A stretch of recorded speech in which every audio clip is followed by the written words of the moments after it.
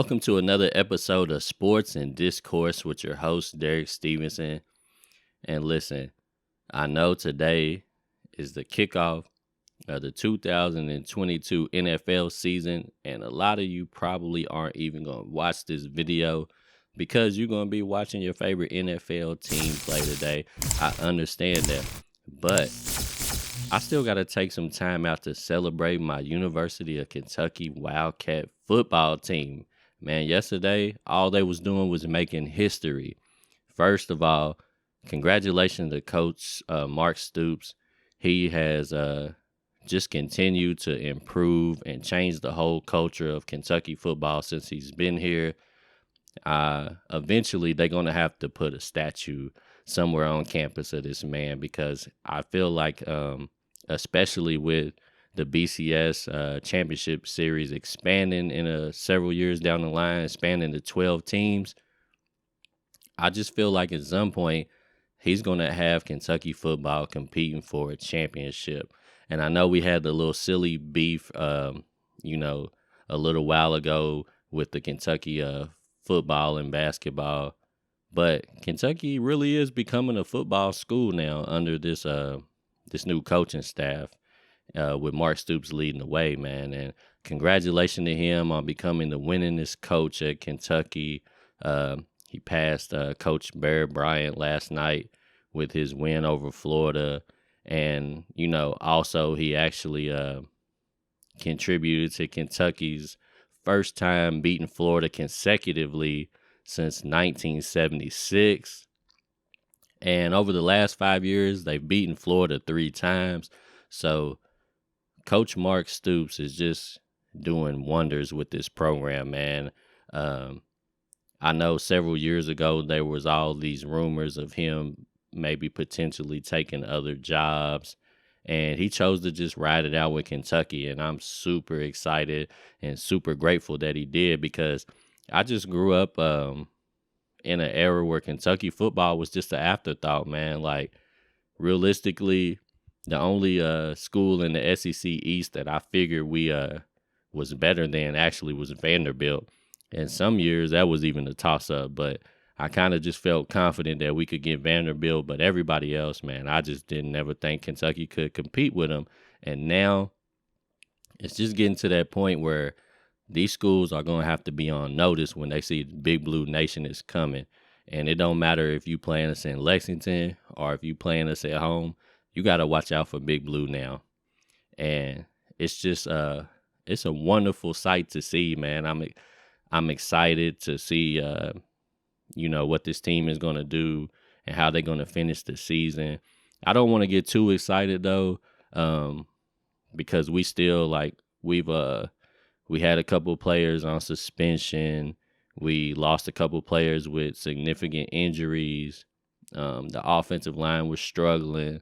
So we definitely still got our work cut out for us. But last night, to see us win on the road against the number 12 ranked team in the country, whether you think that Florida deserved to move up in the standings that much or not, still on paper, we beat the number 12 ranked team in the country, which is amazing because now we already have a signature win under our belt.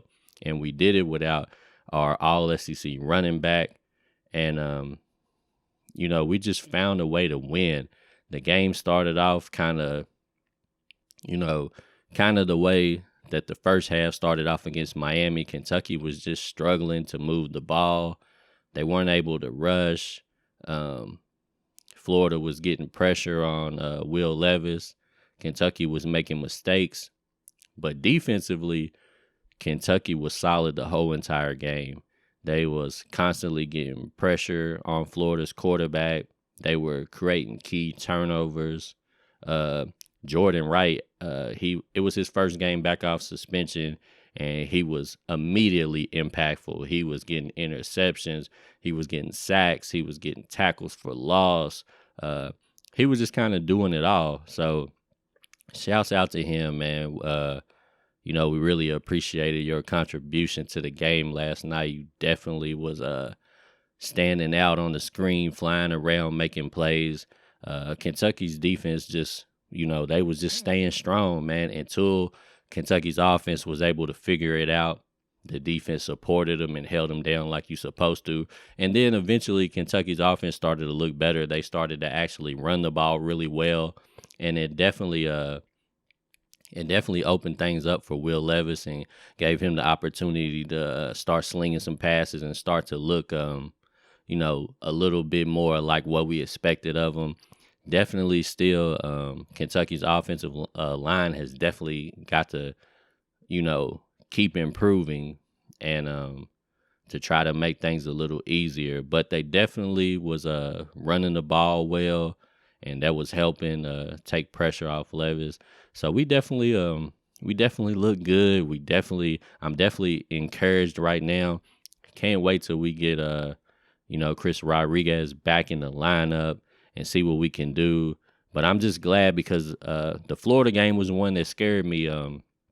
It was one of those ones where I figured even with a full, healthy Kentucky team that we still could potentially lose the game. And I'm glad to see us pull it out and get a big road victory. Now, the one thing that was wild to me was Kentucky fans was on State Street doing Kentucky Wildcat fan things.